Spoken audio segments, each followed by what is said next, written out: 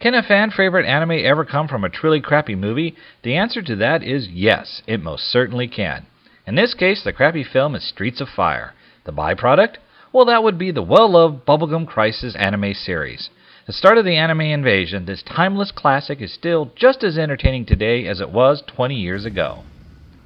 The story takes place in the year 2032, a world that looks eerily similar to the 1980s, but with technology way ahead of brick phones and that newfangled thing called VHS.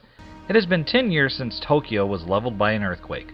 The Gundam Corporation has created powerful humanoid robots called boomers to aid the blighted city.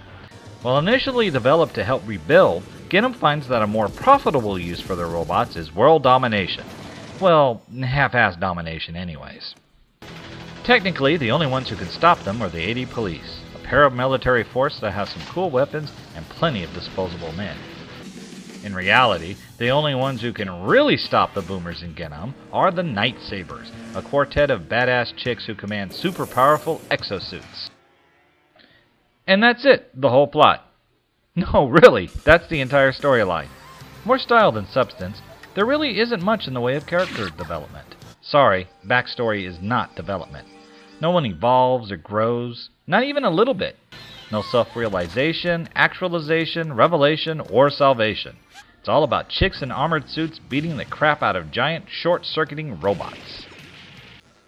The first 3 episodes form a loose arc where an evil Gundam CEO tries to gain control of beam satellites, or use the control system to make a super boomer, or do some tenement cleaning. I'm not exactly sure how it all fits together, even after repeated viewings, but it looks cool, so it isn't a big problem. The Night Sabers intervene, and while Gundam fails, they are never really defeated. The next episode is the first of 2 revenge-themed plots, followed by a new story arc about boomer liberation. Rounding up the 8 episodes, we have a second revenge story, with a tenuous link to an earlier episode, and the final battle.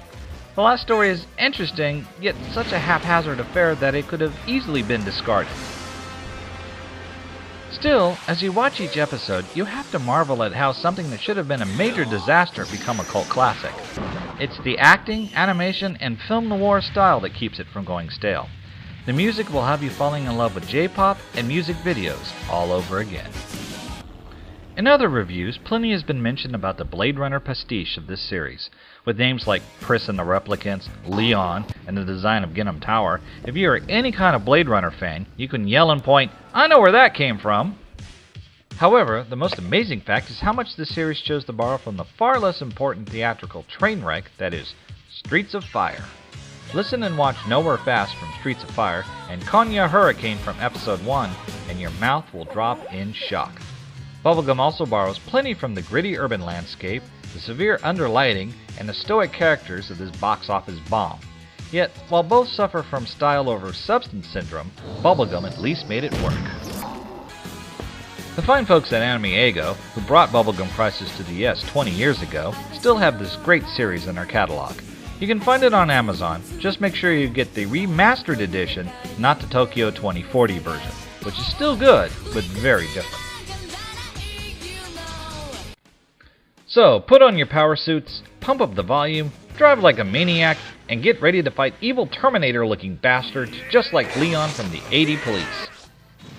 Then, when you get your ass kicked, hope like hell some hot chicks in hard suits with lesbian leanings are there to save your dumbass. For Nostalgia and Headless Critic Films, I'm Matt Anderson.